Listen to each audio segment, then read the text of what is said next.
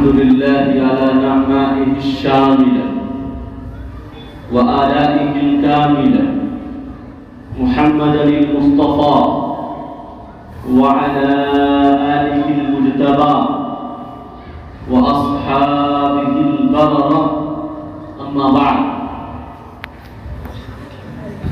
قال الله عز وجل في كلامه العزيز أعوذ بالله من الشيطان الرجيم بسم الله الرحمن الرحيم يا أيها الذين آمنوا كتب عليكم الصيام كما كتب على الذين من قبلكم لعلكم تتقون صدق الله العظيم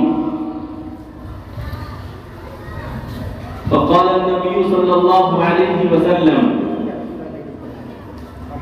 اللهم بارك لنا في رجب وشعبان وبلغنا رمضان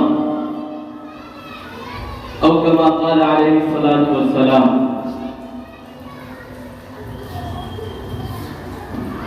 गिरामी कद्र सामईन बुजुर्गों नौजवानों और अजीज बच्चों अल्लाह तबारक व तआला ने इस फानी कायनात में जितनी मखलूकात पैदा की हैं तमाम मखलूकात में सबसे अफजल और सबसे अशरफ इंसान को बनाया है। इसी वजह से अल्लाह ताला इंसान से बहुत ज्यादा मोहब्बत करते हैं और वक्फे वक्फे से गाहे बगाहे अल्लाह ताला इस इंसान को ऐसे मौके इनायत फरमाता है, ऐसा मौका देता है जिसमें वो अल्लाह की नेकियों को समेट सके, अल्लाह की रहमतों को जमा कर सके, अपने गुनाहों की माफी करवा सके, अपनी गलतियों का इज़ाला कर सके। ये अल्लाह ताला की बहुत बड़ी रहमत है इंसान पर कि अल्लाह ताला ऐसा ऐसा मौका इंसान को इनायत करता है। मसलन हमारे सर पर रमजान मुबारक का महीना साया फगन है।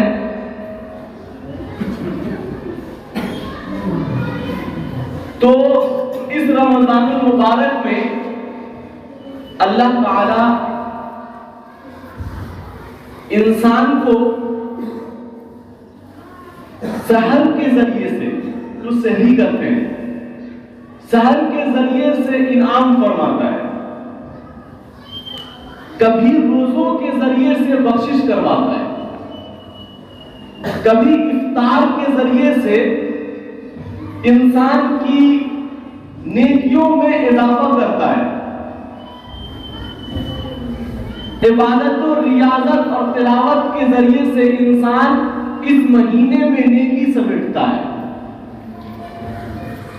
फराइज अंजाम देता है तो 70 फर्ज के बराबर सवाब मिलता है, एक नफल पढ़ता है तो नफल का सवाब फर्ज के बराबर हो जाता है। ये अल्लाह ताला अपनी मखलूक में इंसान पर बेपनाह फज़ल फरमाता है इस महीने के अंदर। इसी वजह से अल्लाह के रसूल सल्लल्लाहु अलैहि वसल्लम ने फरमाया, हदीस मुबारक पढ़ी अभी मैंने, कि अल्लाहुम्मा बारिक लना फी रजब व शाबान व बल्लिगना रमज़ान। जैसे ही रजब का महीना शुरू होता, अल्लाह के रसूल सल्लल्लाहु अलैहि वसल्लम अपने आप को तैयार कर लेते और इस दुआ का एहतमाम करते थे, पढ़ते थे। अल्लाहुम्मा बारिक लना, ए अल्लाह ताला बारिक लना फी रजब व शाबान, हमें रजब और शाबान में बरकत इनायत फरमाइए। व बल्लिगना रमजान, और रमजान तक सही सालिम हमको पहुंचा दीजिए। क्यों? ताकि रमजान में जो एक फर्ज अदा करता है उसको 70 फर्ज के बराबर सवाब मिलता है, तो उस चीज को हम हासिल कर सकें।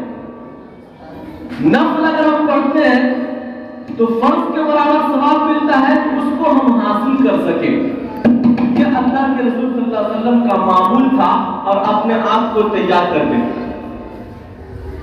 इसी वजह से शाबान के तकरीबन पूरे महीने में अल्लाह के रसूल का यह मामूल था कि रोजा एहतमाम से रखते थे। यह मामूल था, शाबानुल मुअज्जम का रोजा एहतमाम के साथ रखते थे अपनी पूरी जिंदगी में। हम लोग नहीं रख पाते, कोताही करते हैं और तालीम नबवी से भी दूर रहते हैं। तो अल्लाह के रसूल सल्लल्लाहु अलैहि वसल्लम का जो मामूल था सिर्फ इस बिना पर कि वो अपने आप को तैयार करते थे कि रमजान में मुझे कोई इबादत करने में और रोजा रखने में दुश्वारी पेश ना आए, कोई दिक्कत मुझे ना आए। इस वजह से अल्लाह के रसूल सल्लल्लाहु अलैहि वसल्लम शाबानुल मुअज्जम में बकसरत रोजा रखा करते थे, अपने आप को तैयार करते थे। यहां तक कि हदीस मुबारका में है कि अपने कमर को बांध लेते थे कि सामने रमजान मुबारक जैसा बाबरकत महीना आ रहा है। इंसान साल के 11 महीने में खूब कमाता है, दुनियावी ज़ेब और ज़ीनत में लगा रहता है और कमाने में, रिस्क की तलाश में और दुनिया की रंगीनी में फंसा होता है, तो इबादत की तौफीक कम मिल पाती है। बसा औकात वाजिबात तो दूर की बात, फर्ज की भी तौफीक नहीं मिल पाती। ये रमजान के अलावा की बात हो रही है। यानी दुनियावी चीजों में इतना इंसान फंस जाता है कि बसा औकात उससे अल्लाह ताला फर्ज की तौफीक भी छीन लेता है।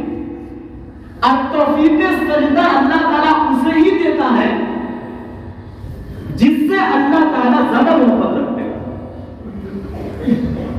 मस्जिद में अल्लाह ताला उन्हें ही बुलाता है जिससे अल्लाह ताला को ज्यादा मोहब्बत होती है, वरना